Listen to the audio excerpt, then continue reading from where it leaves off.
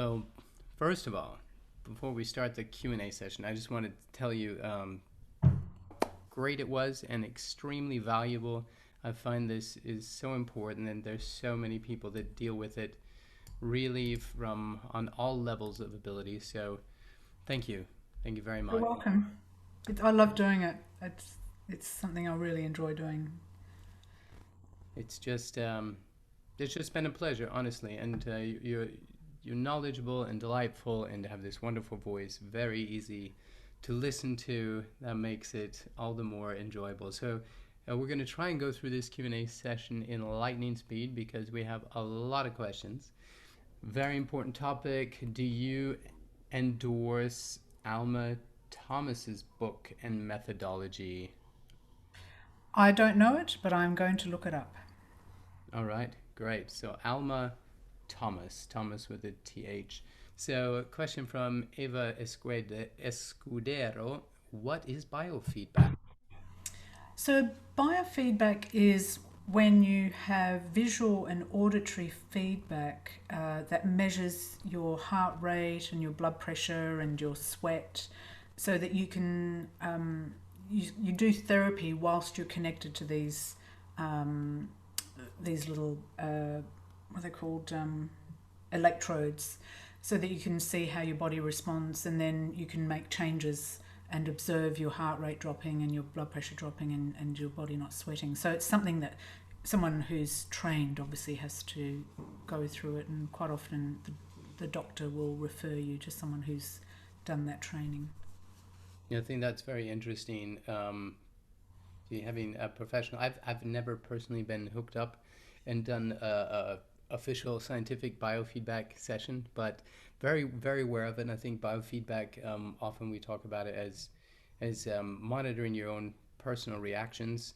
You know that they do get some personal biofeedback, but very fascinating to be able to actually have it monitored and Yeah. applying techniques and to see how it influences that. Yeah, so it's quite interesting because you can see your heart rate changing when you're thinking certain thoughts or going through certain things. So um, it helps you become more self-aware of how your thoughts impact your bodily functions. Yeah, I would love to do that. And next question from Rana Ibrahimi. I have a lot of young students, kids and teenagers in my studio. How should I prepare them mentally for their first performance in front of an audience? Should I talk to them about it at all? Yeah, that's a very good question, actually. I think uh, my thoughts are, especially when you're working with young people, is if there's not a problem, don't create one. I think that's my first thought. Because a lot of performance anxiety is more, well, not a lot, all of it is related to, how we think about it rather than it being, it's not real, it's just what we think is happening. So if they're enjoying themselves and having a good time, then why put it into their mind at all? But definitely have a list of strategies up your sleeve that you can work with them through. You could either do it as a group thing or as an individual thing if the time's needed. You could disguise it as just a preparation thing of like the deep breathing, because we know that when someone's got enough oxygen in their brain, that the carbon dioxide's not going to cause it to go into panic. And it's a very nice way to center people. We could do, some star jumps to get rid of the adrenaline that's sort of wanting to build up before. And maybe another couple of strategies that you like and maybe you've already used before. And you could do it just as a performance preparation thing, but not necessarily point out that it's anything to do with performance anxiety or stage nerves. Yeah, I like those are all great suggestions. I wanted to add something to that as well, because I agree with Lynn. You can actually create problems for kids they don't know they have and never had before. And I've had quite a few younger performing groups, and I've made a couple mistakes. And one thing that you should realize is if you're nervous, the kids are going to be nervous. If you're stressed out at the event, they're going to be stressed out because they're going to be watching you and they're going to be copying like, oh my gosh, something scary is happening, right? So it's a great, if you have the luxury, have an assistant that can take the stressful things off your plate. So when you're there, you're just projecting calm and a nice smile to these young performers, and that really helps a lot. And also when you're having your rehearsals, like Lynn said earlier, start up a routine so they're going to know, okay, in 3 weeks, you can do it even a month ahead if you have the time. You just set up before we run the show, we're going to do this breathing, or we're going to sit together, we're going to visualize it. Okay, now it's fun time. So you set up a little routine for them, so when they get in the space, then they're ready to go. And also, if it does, it's just like I treat like a professional performance. You rehearse, then you get to the space, help them get familiar with the space, where to go. All of these things just, without talking about anxiety, these will, preclude stress. The more relaxed they are and comfortable they are in their environment, they have their routine, it's just going to trigger nice reactions that they're used to, and then they'll have a great experience. So I hope that information helps you. So the next question is from Alexandra Ivanov. How should we use CBD oil? And what is CBD oil for those people that don't know?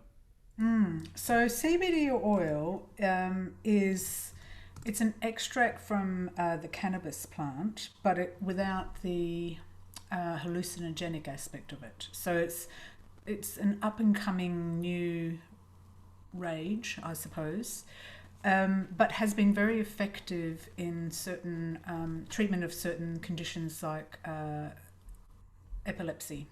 Um, so it's still currently in research, and if you do buy it, you need to make sure that you buy from a reputable company that uses the right kind of extraction processes, and not using cannabis that has been, fertilized with and toxic, with the chemicals that they use for plants and things like that. So you want to be looking for something organic. And the way it works is you actually put a couple of drops under your tongue and absorb, because that absorbs much faster into the body, and it has a calming effect. There are all sorts of things that CBD oil is being used for. Some of it's a little bit still out there being looked at, but definitely it can help with anxiety and pain. Cannabis is actually used for people who are having chemotherapy. It's very effective anti-nausea. So you can actually have regular cannabis. Is it the THC? I can never remember what the part of it that's more hallucinogenic. I need to look that up. Yeah, I can't recall right off the top of my head either. But Anyway, so that bit's been taken out, and so cannabis is actually an incredible, very underrated medicinal plant. TSH, no, yeah, THC. Anyway, they can look it up. good up, yeah. Hey, So it's not going to cause you to be high. You're right. just getting the medicinal aspect of the plant. Um, Bruno Espinoza has a question as well. Why do good health and fitness reduce anxiety? So it's to do with anxiety itself. So when we have all the right nutrients, then our body is functioning optimally.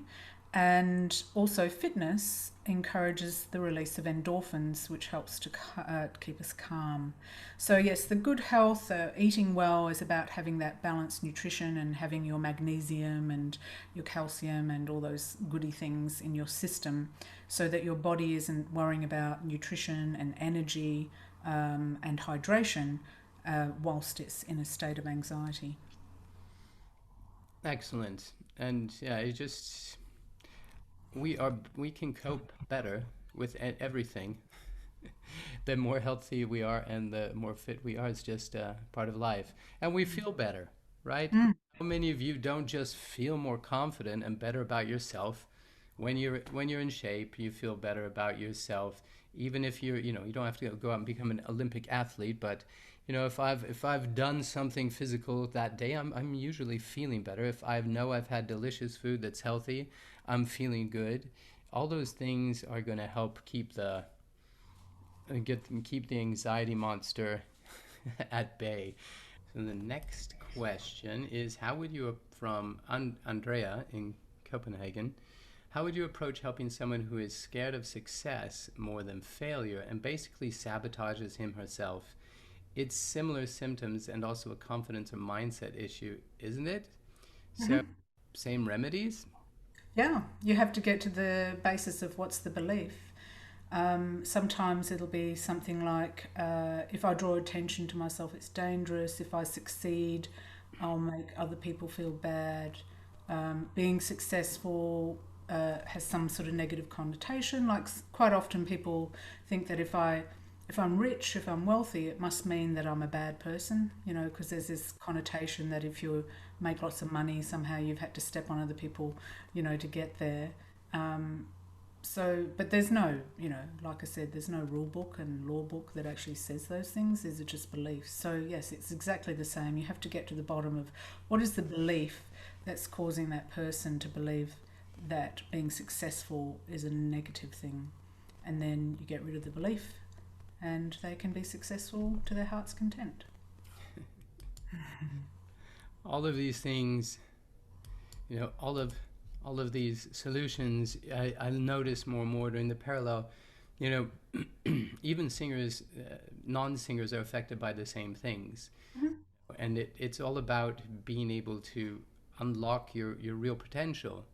You know, to be able to be yourself. I thought that was the wisest thing I'd ever heard, and kind of the most difficult challenge I've had in my life, and I'm always working on it, is to be myself.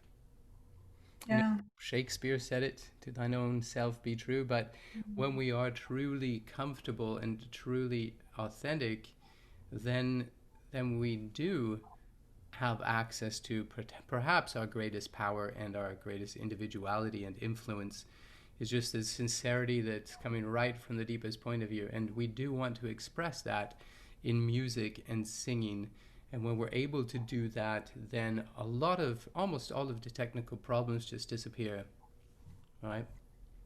Well, that's one of the reasons that I've taken the path I have, is because I was working with people who were technically very good and who had all the inverted commas talent they needed, but something was holding them back. And it wasn't to do with voice lessons, and it wasn't to do with practicing, and it wasn't to do with experience. It was to do with what they believed they were capable of doing. Absolutely. Erickson's got a great question as well. A couple of clarifying questions. Where did you get the breathing exercise? So that comes from a resilience expert by the name of Professor David Peters over here. So I'm a resilience coach, and he did that during a masterclass that I attended, and I just loved it. Yeah. Yeah, I've actually, my son's a competitive soccer player, and they've taught them how to do that same exercise. Right. Very interesting, as well as some other ones. And that was another question. What do you think of possible other breathing techniques such as Butaiko and Tummo? Yeah, I don't know either of those, but I feel like anything that helps to calm the mind and regulate oxygen and carbon dioxide in intake and what's the word, expelling it, and balancing that out is good.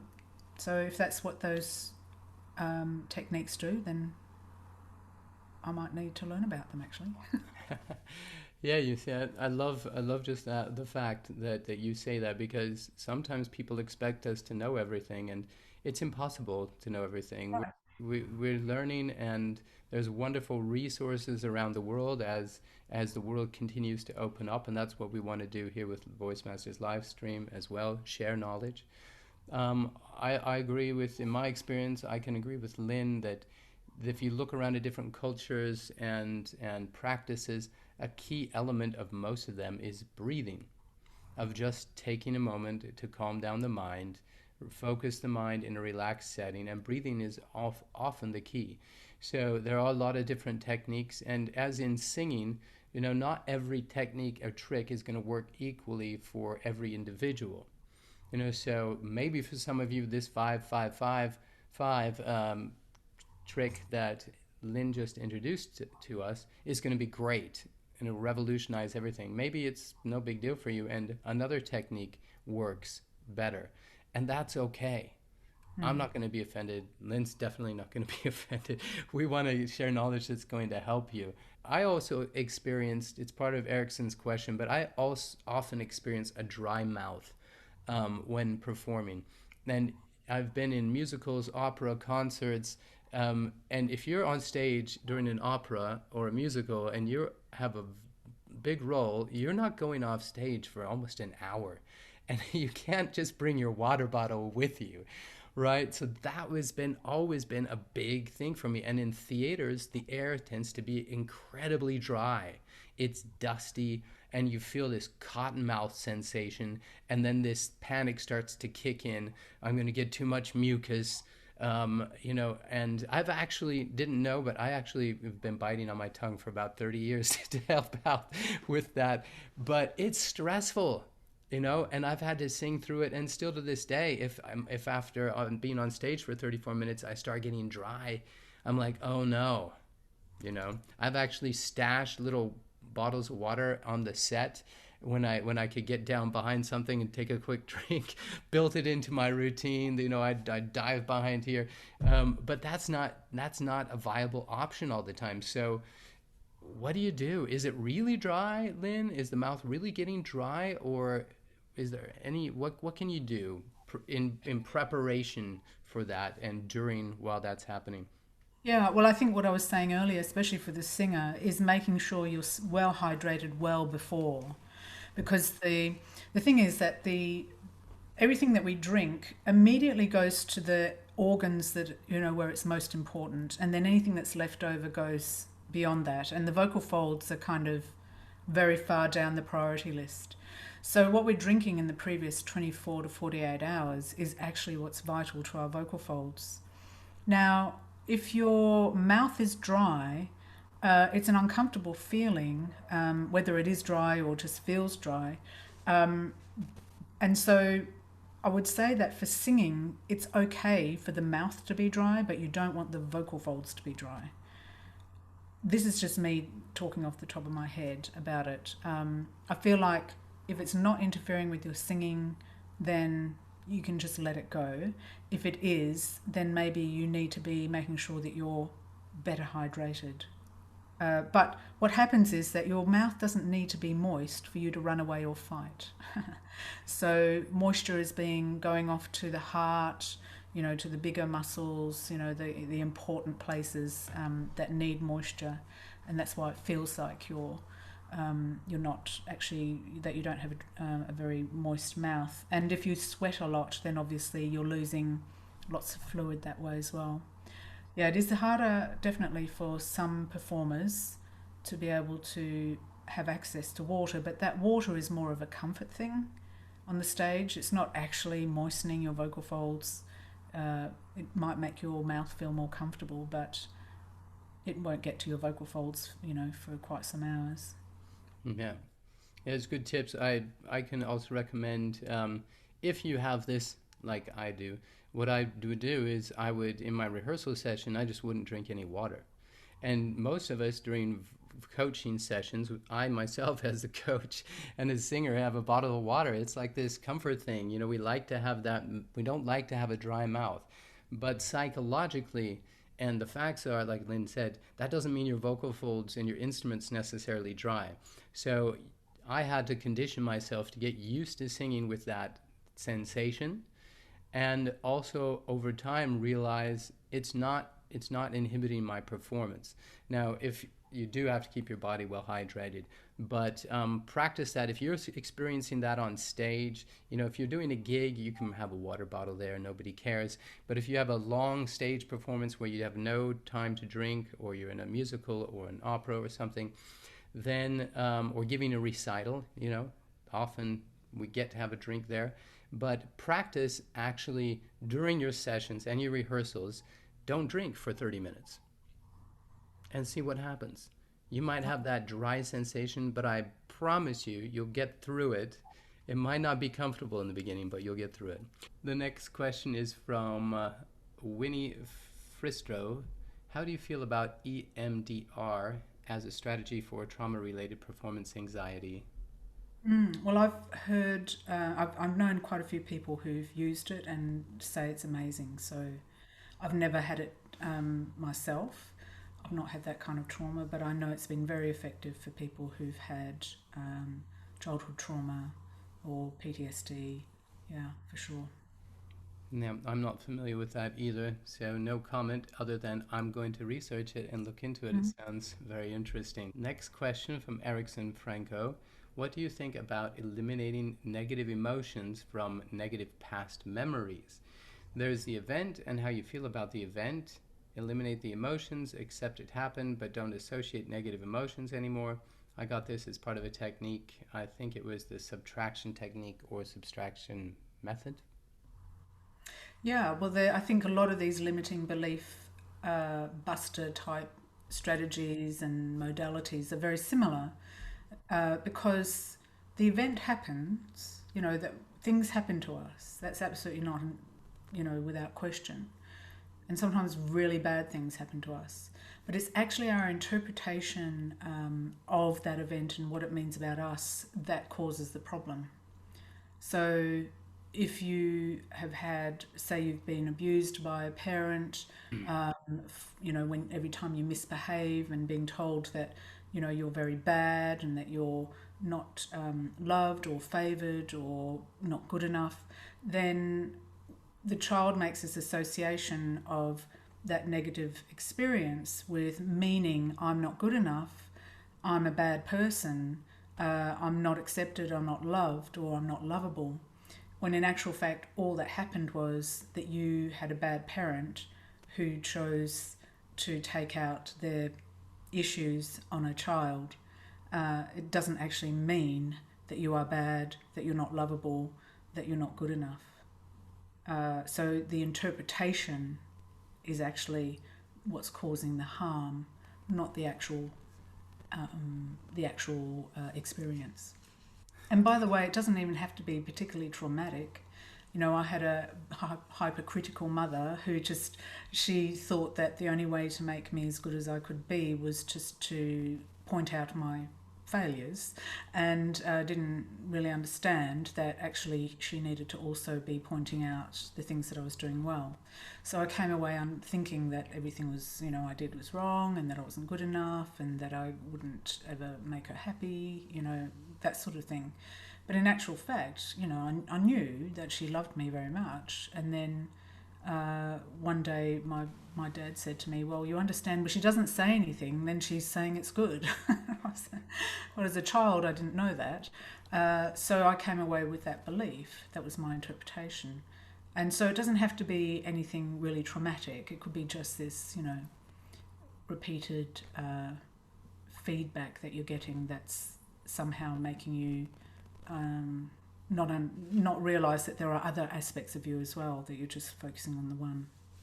Yeah, I think that's also important that we remind ourselves of that, especially if you're working with the voice. It's such a part of our identity, and when we're singers, part of our identity of who we are in the workplace as well as artists.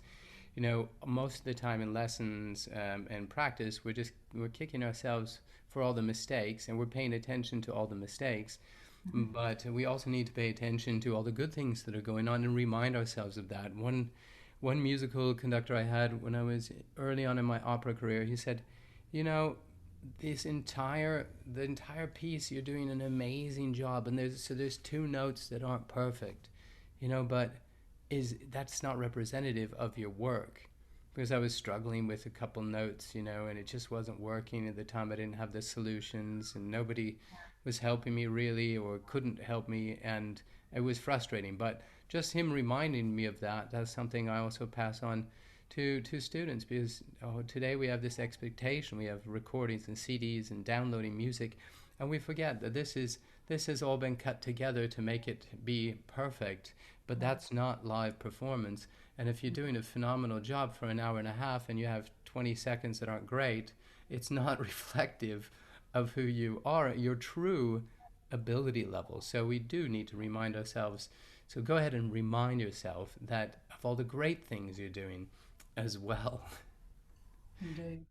Next question we have is also, from Erickson, do you think teachers are better able to cope with anxiety because they have to teach it to their own students?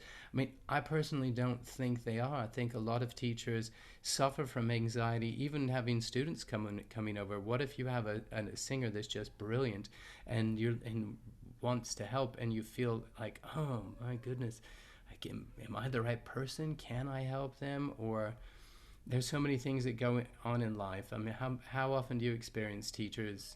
Um, Well, all the time. right. Yeah, So, because I work with people who are starting out, and they often worry about that they don't know enough, that they're not good enough, that they haven't had enough experience, And I remember feeling like that at the beginning as well. How am I going to cope with someone who walks in the door, who's been touring the world, doing what they do, who has some sort of acclaim, and I've just worked in Perth and I've been in London and in jazz, not in the pop world. What do I know? And I realised actually I knew a lot, and that I wasn't teaching them how to tour the world and be professional pop singers. I was teaching them how to gain control over their voice and to fix whatever the issue was that was causing them to be not able to sing well. But yes, I get that all the time, and I think it's a natural part. I actually think it's a positive thing that a person cares that much, that they want to be good for their student. I don't want to take away from the fact that it shows that you care, but I think it's very common that a teacher actually feels quite nervous. And I always feel a little bit nervous when a new person comes along. It doesn't matter what their background, because you want to know that you're able to help them. But I think it's a lot more common in teachers than maybe it appears. right. Let's be real. I don't know how many. If this is maybe somewhere in the 20s of the episodes of Voice Masters Livestream, right? And it can be intimidating. It was more so in the beginning. I'm getting more used to it now, but I'm passionate about this project, right? I'm passionate about sharing knowledge across borders, and it was great to see, I don't know, we had over 20 different countries tuning in today, and it's so much fun. So there's a pressure I apply to myself, as well as making it the best possible experience. And then and how am I coming across as a presenter? Are people enjoying it? Am I keeping it fresh and humorous and being sympathetic and being a real person? And if you get into it, you can really, it can become, you can get very nervous. I've been nervous before. We had a couple of presentations. It always varies from week to week depending on the time people have. So we range, at the moment it's October 2020, we range from around 100 to 200 people per episode, and then on one time there were like 700 people registered. I'm like, oh my goodness, I'm gonna have to pay more money to up my Zoom account. But I can get nervous, and I still get nervous, and there I still use the same techniques to cope. Mm. And I notice as a teacher, I often go into performance mode, right? Or as a presenter, it's like performance mode, um, because it is important, and we do want to get across what we're passionate about because we want to help people. Right. Obviously, if we're being hired to present somewhere, and then you have a lot of colleagues, then there's always people in there taking notes and thinking, oh, that's not true, that's not true, that's not true, and they don't know if they've never heard of this person, they must not be up to speed. No matter what you do, somebody's not going to be happy with it. Right. So it's important to remember, like you said in the live stream today, you're going to find the people that relate with you and relate with your message and relate with your music. You know, specifically, of course, we're talking about anxiety and nervousness in singing. I think one thing that we didn't talk about today that can be very valuable is to include, if possible, you know, in the best ideal world, but have a rehearsal where the music, the accompanist makes mistakes, where the conductor doesn't bring you in, where you have to improvise. Improvising can be a great exercise to get rid of nerves because things ultimately are going to go wrong. Mm. And if you have practiced maybe, okay, a couple of situations, you might be able to not freeze in that flight or fright mode and flight or fright, and improvise. And I'll share one story because I always was very, very good at improvising. If I forgot lyrics, I could make them up on the spot and they even rhymed. And I didn't even know how I did it. It was like some amazing ability, my hidden superpower. So, and colleagues would tease me about it, like how do you come up with that on the spot? And I don't know. If you're in the zone, you're in the zone. It's like sports. But one time I was not in the zone. There's a section of an operetta, you may know it, Gilbert and Sullivan, Pirates of Penzance, and I was playing Frederick. He's the leading part, and he has this one like recitative moment in that's at the second half of the piece where he's alone doing this recitative. There's no orchestra, and it's simple. It's like three lines, and I said the first one, and I blacked out. And I just waited, thinking, you know, it's going to come to me as it always does. Nope, wasn't coming to me. So what I did was I walked to the front of the stage to give myself some more time, did my pose, still didn't come to me. And I'm like, oh, great. So I walked over, then I just like built it into the show. I just, okay. I walked over to the side of the stage, towards the side of the stage where you have your prompter, the souffleuse. I held out my hand and said, come on, tell me my words. She said the words.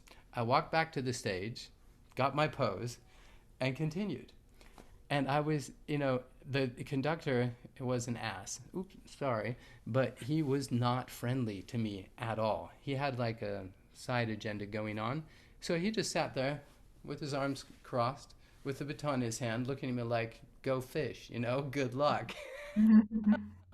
And I thought, you know, every conductor I've ever worked with often even mouths the words for you when you're singing, not to help you because they're into it. But nope, he's like, good luck, buddy. And I did it, and after the show, I had people in the audience. I'm like, oh my gosh, that's the first time in my life in 30-year career that I couldn't come up with anything. And they say, oh, really? I thought that was part of the show. In fact, I thought it was brilliant. So sometimes the solution that you make work, like you mentioned, the audience has no clue. No, I mean, I can tell you many of those kind of stories. Yeah. Oh, it's funny because when you said Guild and Sullivan, I immediately assumed it was something like one of those very fast, wordy songs. But yeah, it can be just the simplest of things that trip you up.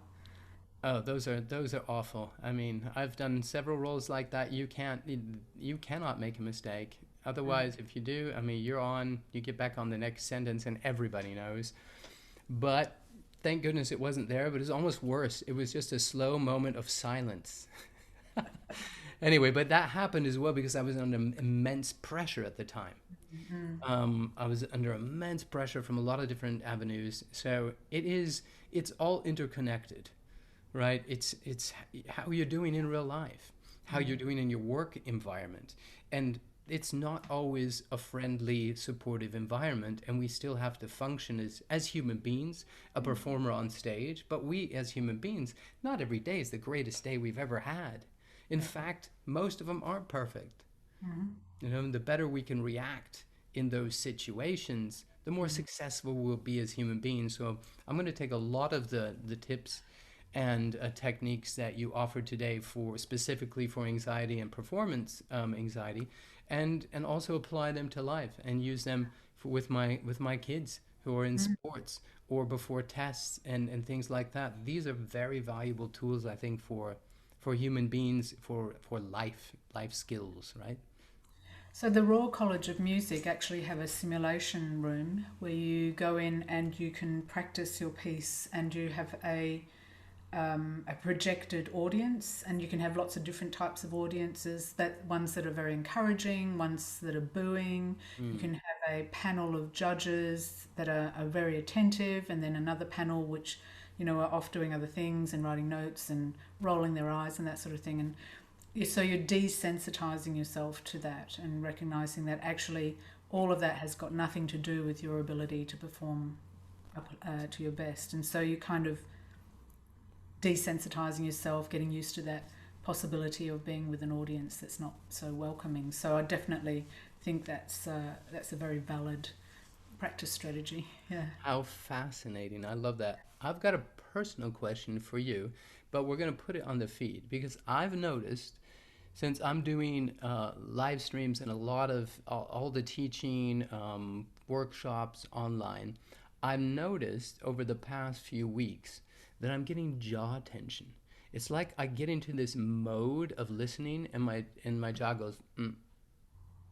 And I wonder what would spontaneously, maybe a couple tips you could give me, and maybe somebody else is experiencing something similar, maybe it's neck tension, to actively break that habit I've subconsciously gotten into.